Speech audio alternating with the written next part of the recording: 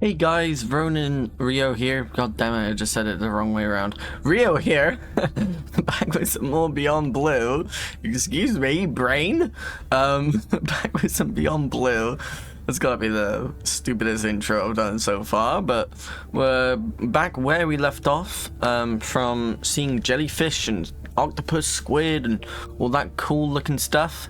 Let's check the data pad. We seem to have 3 more new things here we can watch, so I'm gonna do that. If you guys want to like skip past, then feel free, but I'm gonna watch this.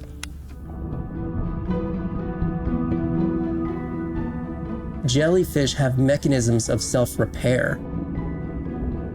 They're constantly getting bitten by turtles and chunks getting taken away. 50% of the jellyfish population are wounded.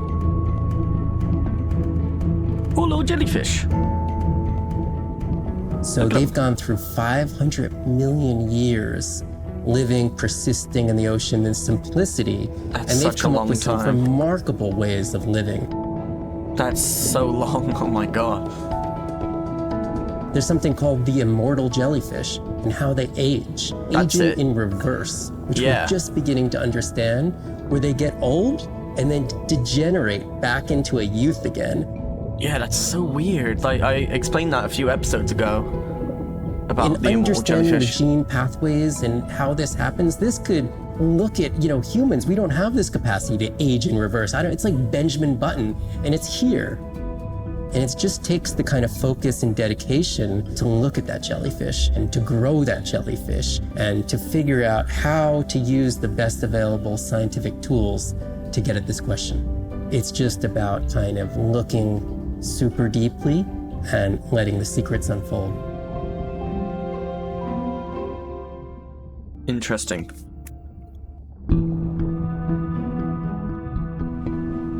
The energy from our star flies through the universe, through our atmosphere, and hits us at the ground.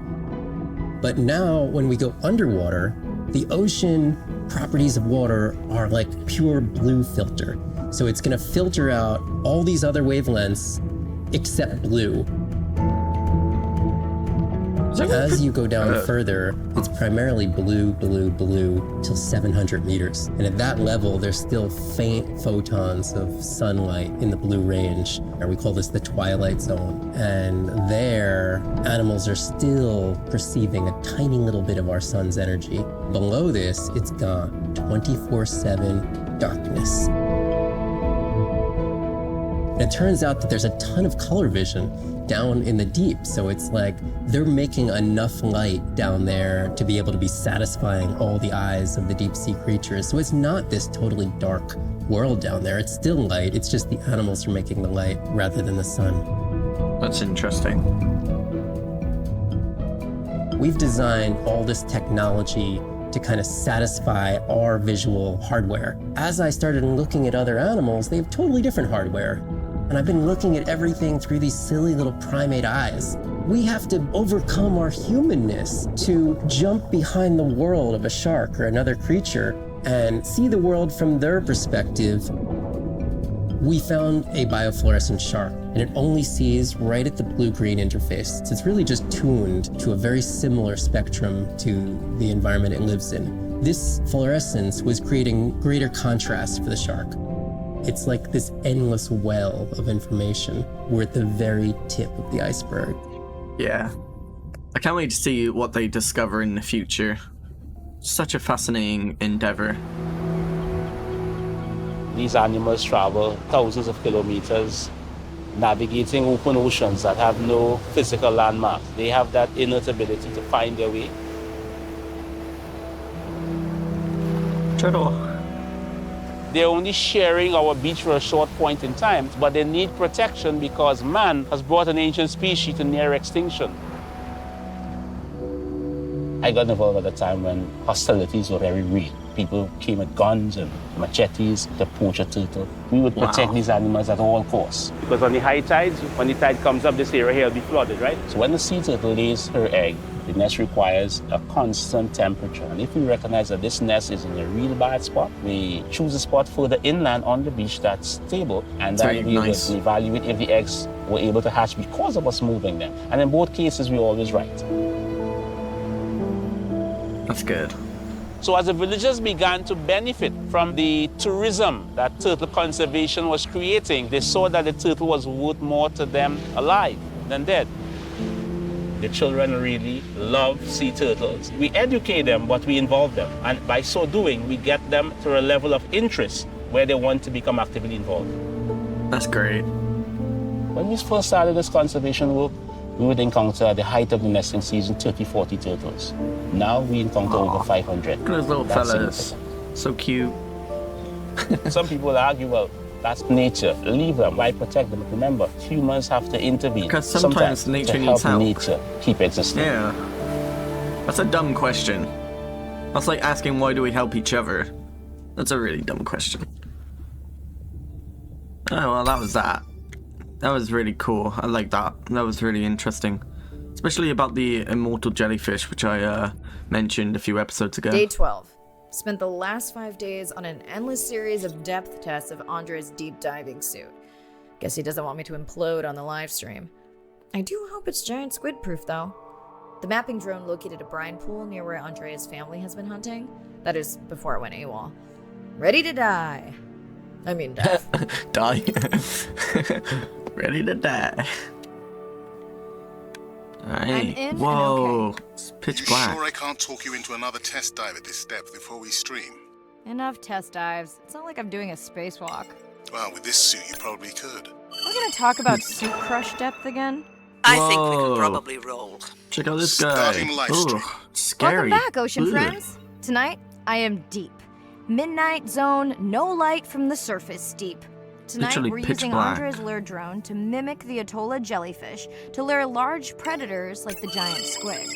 It's certainly not all my tech. I'm building on years of prior research. Don't forget our mission to the brine pools. Oh yes, Arena will fill you in on that later. Ugh, God, I seem to have a bit of a cold coming on. Excuse me, guys. Ugh, horrible. Sorry. Awfully sorry.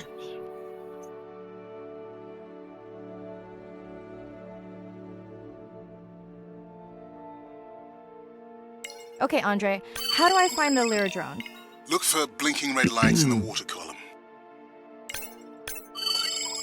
Ooh, gotcha. Scan all the creatures. Gonna go over to this flashing thing. No need to get too close. You can activate the lure from there. Oops. Andre, I have you got done this close. before? I haven't, but others have. How long until we can expect the lure to attract a Whoa! predator? Check out these It's hard to say, it's guys! a Atolla big jellyfish. But if you lose patience, I would find some real Atolla jellyfish. I have a feedback system set up to improve the lure as you scan them. Of course you do. For those I'm s- watching, oh. we will be scanning these Atolla jellyfish to make sure Andre's lure matches the real thing. It does, but it can always be refined. Not much confidence in humanity, but plenty in himself. Got the jellyfish scans, though Andre doesn't need them. In truth, they should improve the lure. I would not waste your time.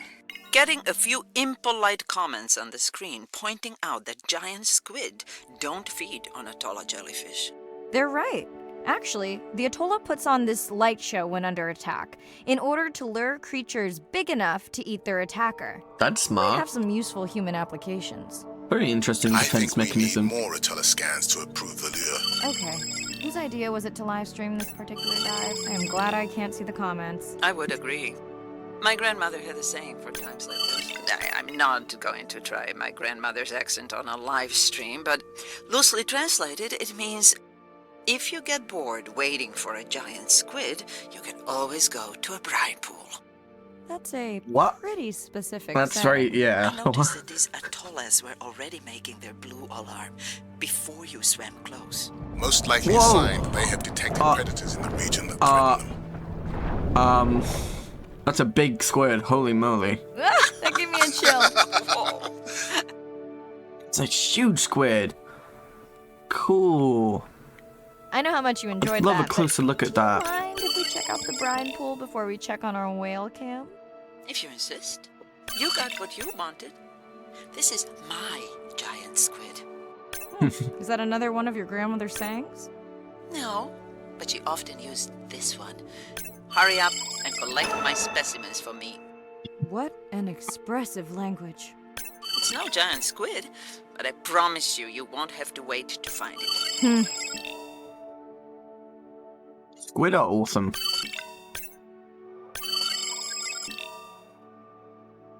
Oh my god, it just swam by and I missed it. Where did it go? Where are you? Where'd you go? Come back. I need to scan you. I've already scanned that guy. Scanned you. Scanned you. I scanned you.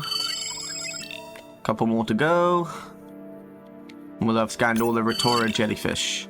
Atola jellyfish, sorry, not Rotora jellyfish. Want to get the name right. Should be one more left. God, they're so funny looking. It's like a giant eyeball. Well, it basically is a giant eyeball. Okay, you're scanned, you're scanned. You're scanned. I'm missing one. I want to get all of them. You're scanned. Ah, there you are. Cheeky bugger. There we go. Scanned all the jellyfish. Hell yeah. Let's go. Alright, now we can go to this thing that's 65 meters away. What is this? One of you. Oh, another one. Oh no, wait, that's a football fish. Lanternfish. Nice. Another football fish. Why is it called a football fish? That is maybe because it's round, I guess. I don't know. It's not very round. It's more like jagged. Funny name for a fish. Wayne Rooney fish. I'm sorry, that was a bad joke. Anyway. Let's have a little look around before we head over there. Anything else I can scan? Nope, let's go over there. Oh, there's a little guy right there. Come here, let me scan you. Nice, 6 out of 10.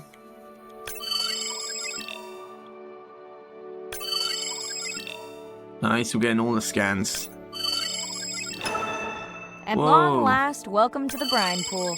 I know it's really a salt lake under the ocean, but it looks more like a witch's brew. I have been teasing Arena, but a brine pool is a diverse microenvironment within the ocean. It has its own ecosystem.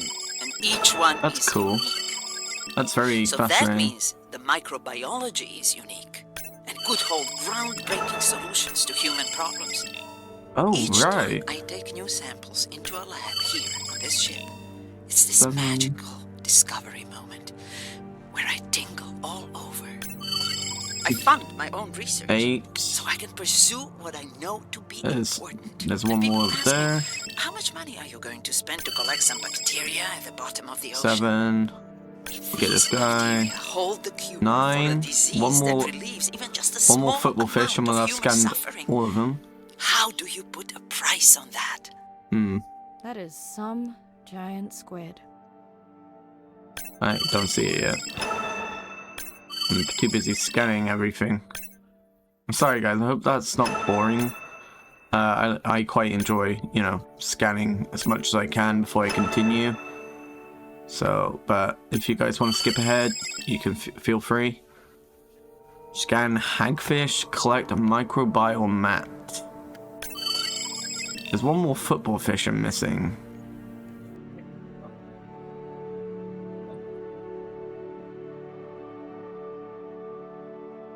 I'll find him on my way back. Oh, can I go in here? Oh, no. Oh, I can't. Hagfish. A funny place. So go ahead. Oh, whoa. Oh my god. Whoa, check this guy out. God damn, look at the size of this thing. Like, what, 10, 20 foot long? Holy crap, you are a big fella. That's so cool to look at. God, that's so cool. Funny fella, they're like aliens, it's so cool.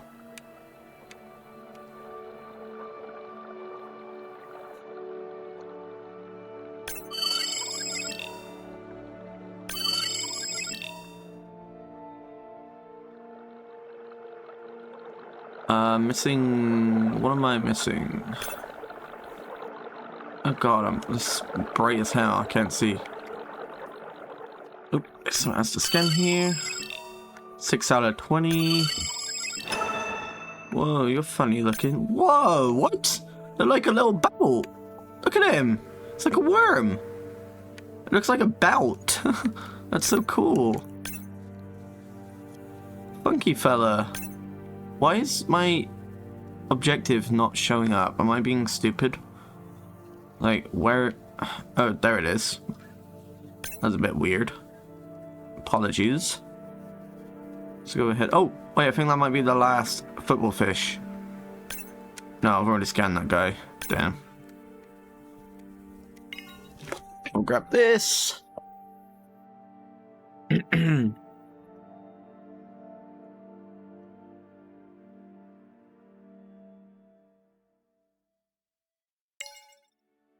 Oh, I gotta grab more.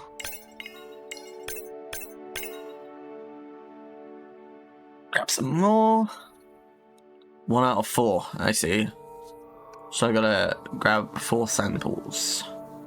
Okie. Shouldn't be too difficult. It's like a fungus or a rock or algae or something.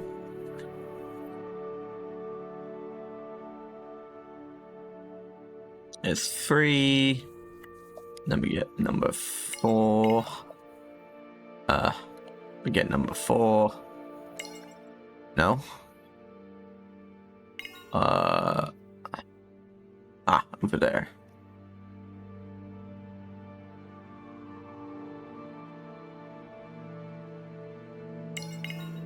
I am confused. Feel stupid. What have I not collected?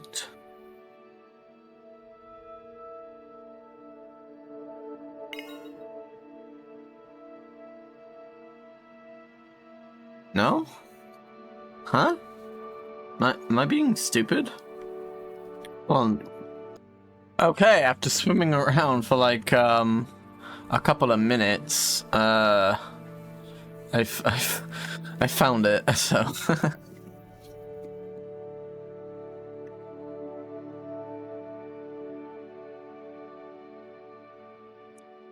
it was right there. I feel stupid now, but there we go. I'm swimming slow. Mirai, pushing your waypoint. Sperm whales are back on the hunt. Woohoo.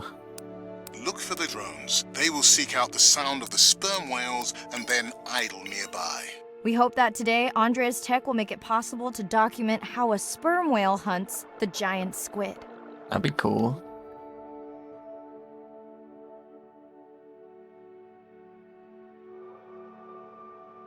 Jeez, we're 3,000 meters below the surface right now. Look how pitch black it is, like you can't see anything.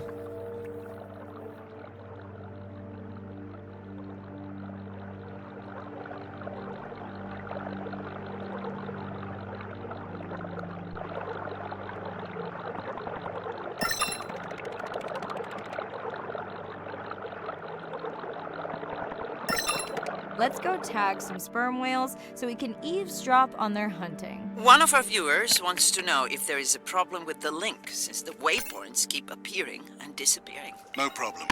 The drones are in stealth mode, so they will only track the whales by sound. I better swim fast.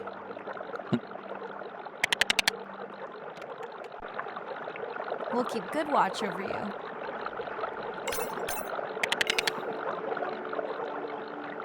Is do I just swim up to it?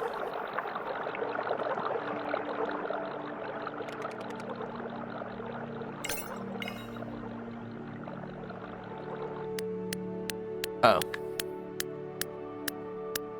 I just had to press the button again. Oh, let's go for the giant squid. Yeah, baby! Oh. Whoa. Doesn't the squid have incredible strength? Like, or am I thinking of What the just octopus? I think the squid knocked the camera right off. I Oh. had that camera feed in full screen on my visor, and for a second, I thought it was lights out for me. Sounds like a good time for the sub to pick you up. Live stream out. Already? No, wait, what about the other whale? Okay. Oh, we got another video here we can watch. Sound to whales is everything. It's their hands. Wait, did we not watch These this? are animals with the biggest brain on Earth. Did we And watch the it? most powerful sonic I apparatus. don't believe we did. No, we didn't. Pretty sure we didn't.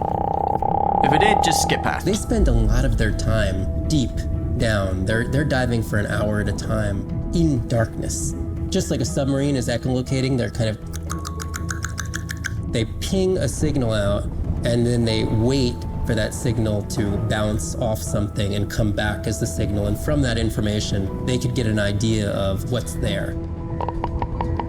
They constantly click, and that click sometimes can be really loud, and you can feel it in your body. It's like going to a DJ and feeling that bass. Once I had an experience with a sperm whale, it clicked, my ears almost like bounced back. It's really an amazing feeling, you know. You don't develop a huge, complicated brain if you're not using it. Whales have little channels of communicating where they could talk to each other hundreds of kilometers away using sound. Sperm whales make clicks in sort of rhythmic patterns that we call codas. Any family might have 20 to 25 different coda patterns that they use when they're having conversations with each other. And some of them are unique to different places in the world. In the Eastern Caribbean, they make a lot of what we call a 1 + 1 + 3. That sounds kind of like this. And that's only ever been recorded in the Caribbean. And it's been identical for the last 35 years. These are really different ways of life that are being labeled by these coda patterns. In the same way that human language is kind of a shorthand for where you come from. You can make a lot of missteps when traveling simply by speaking incorrectly or introducing yourself differently. Do you hug? Do you shake hands? Do you bow?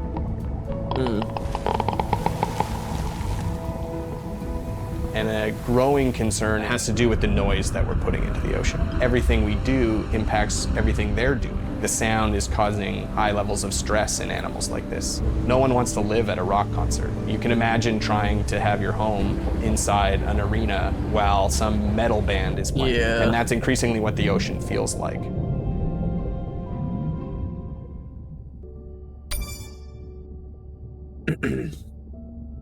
Sub's actually inside the Twilight right now. I'm in the whatever zone. Twilight zone, I think, yeah.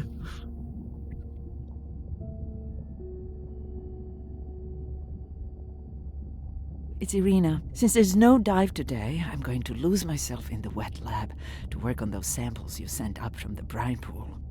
Hey, have you listened to my daughter's track? Interesting, right?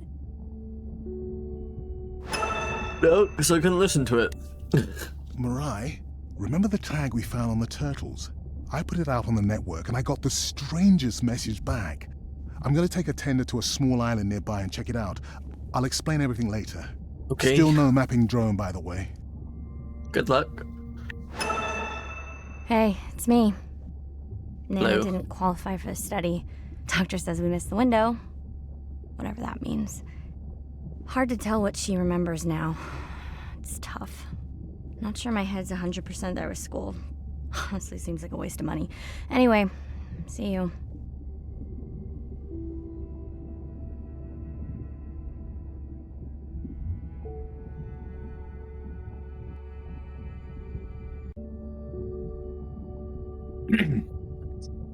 Before I finish up the video, we're gonna look at if we have any new things to watch. And I believe we do. We got these three.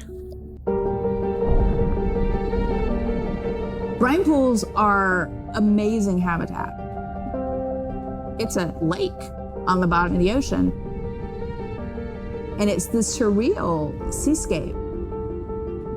Chemically, each one of them is unique. These brines undoubtedly contain bacteria, archaea, and viruses that are unknown to science. We know that they're incredibly rich in undescribed life forms. They have the perfect cocktail, the perfect recipe for life. These sites aren't just salty, they can be violent, characterized by eruptions and incredibly unstable conditions. So to live in them, you have to not only be hardy, but you have to be able to endure constantly changing conditions because not one day is the same. The organisms that live there, they undergo a constant biological warfare with each other to dominate the environment, to survive in the system. The biochemicals that they produce to do that biological warfare are applicable to curing diseases like cancer, Alzheimer's. They produce antibiotics and antivirals that can also be used to improve human health. And we drop targets as we go, so we know exactly where we sample. Exploring these habitats is absolutely necessary because the metabolic potential there has the capacity to change the way we think about medicine, to change the way we think about antibiotics, based on our knowledge that we gain from studying these incredible environments in the deep sea.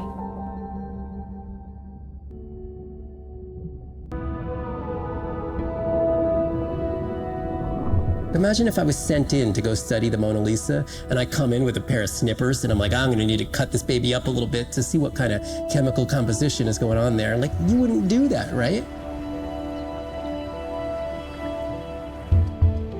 We don't have to kill these animals. We don't have to kill to understand. If we could do a single cell, that means we don't need to kill 20,000 animals to be able to really understand that one. We could do our work much more non-invasively.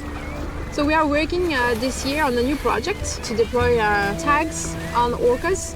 We need to learn more about the diet and how they use the habitat. So by deploying those tags, we get the information we need. It is the least invasive method. It is suction cups. So it is not a scratch on the whale afterwards, which is something we really like. In the deep sea, we use these like robotic claws from the oil and gas industry that gets you the sample, but this is so archaic. So we've been designing something called squishy robot fingers, which are ways to be gentle when we study the deep sea. But I think we could even take this another level. There's some organism, we quickly encase it. It's like a medical checkup. We give it a swab to get its genome. We image it from all directions. We open it up, the animal goes away, and we have more information than we've ever had before. These animals are Mona Lisas. Our perception of them should change. We should be more delicate.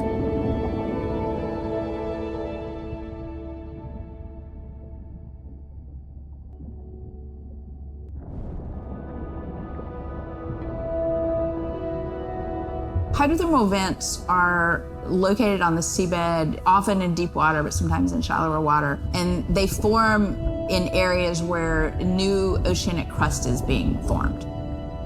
You can have 400-degree water here and 2-degree water over here. It's an accelerometer for chemistry, and you can form organic compounds in the absence of biology.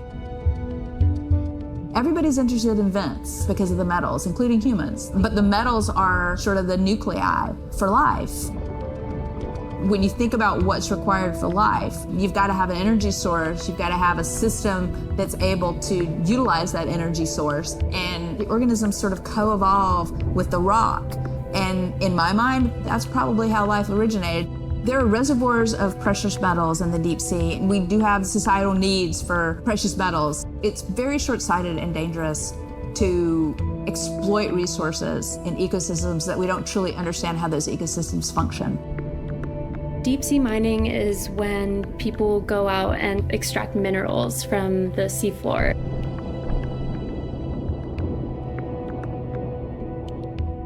People do this because a lot of the minerals that we have on land are actually being depleted, like copper and zinc, so we're looking to the ocean to get those minerals. We want these minerals for solar panels primarily, and we want them for cell phone boards. It's necessary to advance society and get us off fossil fuels. We simply have no idea about the environmental consequences of a lot of these actions that we're taking in the deep sea. We have tended to go for the quick benefit and we'll deal with the consequences later. Well, I think that has caught up with us.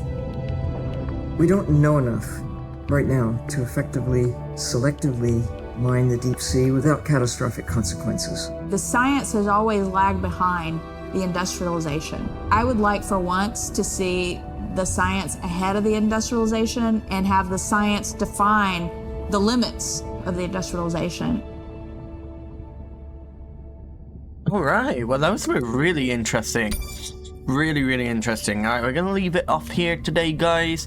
I hope you're enjoying this still as much as I am. Such a relaxing, cool game. Really loving it, especially now that we're in the Abyss zone. Really cool.